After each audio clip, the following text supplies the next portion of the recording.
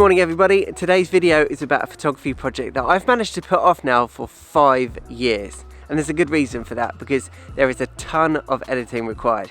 But today, it's finally happening. Now in 2017, I called this the Synergy project, which kind of suggested some playful collaboration between me and some photographers 100 years ago. But it's more commonly known as Now and Then. Quite simply, you get a photograph of a landmark in your town from, say, 100 years ago, and you revisit it today, and you compare the photographs side by side, now and then.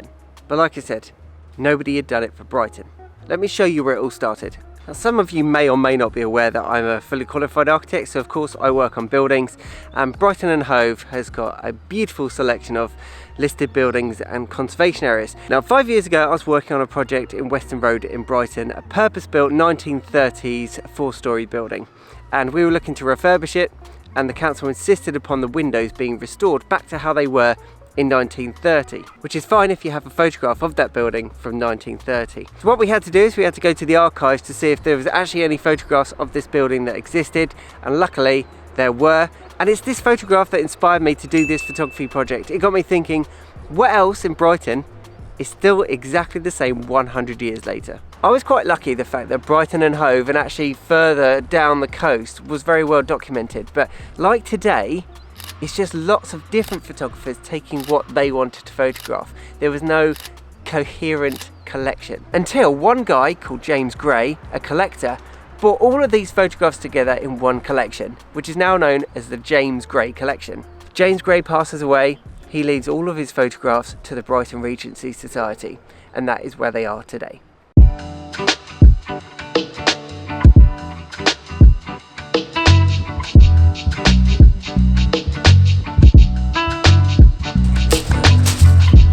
Now in 2017, I will admit that I did a real bodge of this project, and there was a reason for that. Selfishly, I just wanted to lock in this project as my own, so that nobody had enough time to steal the idea and then do it a lot better than me. Very crudely, I just took screenshots from the James Gray collection website. Obviously, I credited where the images were from, but they were screen grabs from the internet, and then I superimposed my photographs with them. A lot of people doing this project will take the original photograph and then they'll take a new photograph and put them side by side, and that's fine, but I just think that's level one of this project. I'm going to take it to the next level though. I'm trying to blend these photographs together. There are multiple ways that you could blend these photographs. You could transition from black and white to colour, you could pick out certain parts of one photograph, you could blend it top to bottom, left to right, or something like that.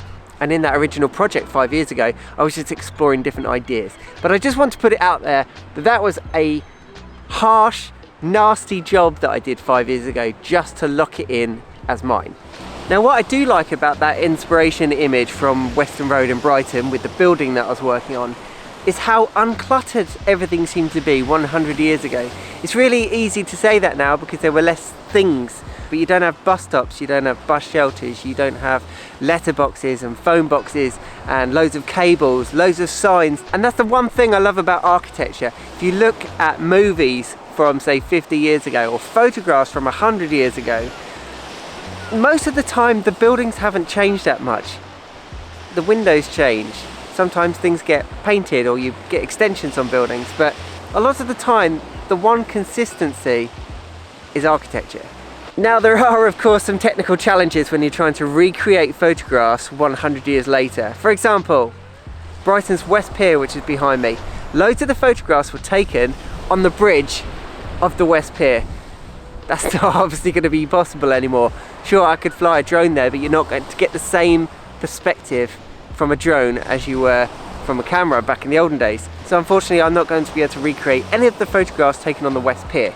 So once I actually finished the first draft of this, I actually showed it to somebody at the Brighton Regency Society, and they really liked the project. And it's for the reason that I said earlier, everybody is visiting Brighton. Thousands, if not millions of photographs are being taken, but there's no coherent collection of the same images being taken. So Bits of Brighton will get missed for that reason, and then obviously everybody photographs the same thing. So the Regency Society, they've gifted me the high resolution TIFF scans to use in my project moving forward, which is sweet. Thank you. Now, as a part of my job, I create CGIs, computer generated images of buildings that will be here in the future. And it's a very similar idea, this now and then trying to merge photographs. When you create a CGI, you have to take a setting photograph. And then when you create the CGI, you have to match the lighting, the perspective, the camera height, the color temperature. All of these things make a CGI more believable. And that is how I'm treating this project. I've got to stand in exactly the same place as the original photographer and try to emulate their camera settings as much as possible. And that's the reason why I'm not actually taking any photographs today. This is very contrasty. And if you have a look at the original photographs from 100 years ago, they obviously realised that the limitations of film was too much for a very bright situation. So the majority of the photographs are actually taken in overcast conditions. So I will return and get the photographs, but I'm showing you behind the scenes so that you can see what goes into making them. Now, what you need to do in order to find the position where the original photographer stood, this is before we had what 3 words, metadata, GPS tracking and all of that, you're going to have to use a few things, okay? Your camera height of the original photograph is going to be dictated by the context. So if there are some buildings there, can you see whether or not the eye height is at ground floor or at first floor? For example, they may have had a raised camera position.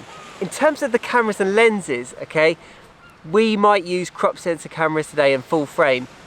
In the olden days, they used to shoot on glass. In order to replicate these images exactly, I'm going to have to do a bit of manipulation, a bit of cropping, a bit of perspective distortion correction in Photoshop. But I'm going to get it as close as possible in camera so that I can match these two up in Photoshop. In order to figure out exactly where the photographer stood 100 years ago, we need some anchor points. Now, the anchor points here are elements in the frame that have not moved. The buildings, I know, have not moved. There are a few items on the promenade that have not moved. And if you've got these anchor points in the foreground and the midground, you can use these anchor points to see when they line up, and then that will tell you exactly where the photographer stood. Let me show you. All right, the first photograph we're going to take a look at is Embassy Court, which is this building right here. Now, looking at the original photograph, we can see that there is a gap between Embassy Court and the building next to it, so we need to make sure that we keep that gap on the sky there. It looks like it's taken at ground floor. It might be a slightly raised eye level, but it's definitely not first floor, so they're not on a platform. And the most important thing is the railings are still here, so they haven't moved. And secondly, this shelter here is still in the photograph, so that is still here 100 years later. But I'm still in the wrong place because that shelter in the photograph is overlapping with Embassy Court, so I need to move. I've moved over to the left a bit so that the shelter is now overlapping with Embassy Court. However, I can now see too much sky between the two buildings. I can see the side of the building over the road from Embassy Court, and the railings are no longer in the shot. So I think what I need to do is I need to move further back, way over there, and just assume that they used a longer lens so that the composition was correct. Right, we now appear to have everything in the right place. We've got a gap between the two buildings. You've got Embassy Court entirely in the frame, including the top. You've got the shelter overlapping with Embassy Court, but not cutting across the entrance of Embassy Court. And you've got the railings in the foreground. I've now pinpointed exactly where the photographer stood, which appears to have been a very low level wall. So there you go, that is how I use anchor points to position the photograph. Let's go and find a few more. Right, now this image from the Brighton Sailing Club, you can see here, taken at eye level on a very, very busy day, but you've got the Grand Hotel in the background, which looks to have been extended by about 50% to the west. And yeah, quite an easy composition to replicate. Okay, let's head back to the office and I'll give you a quick rundown of how I blended these photographs together.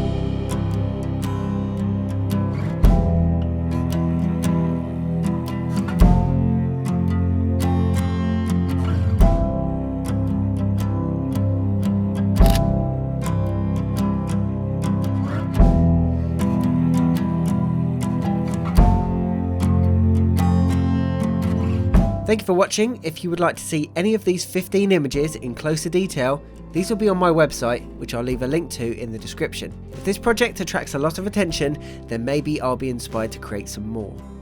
If you've enjoyed this video, then consider subscribing, liking the video, and I'll be happy to answer any questions that you have in the comments. See you in the next video.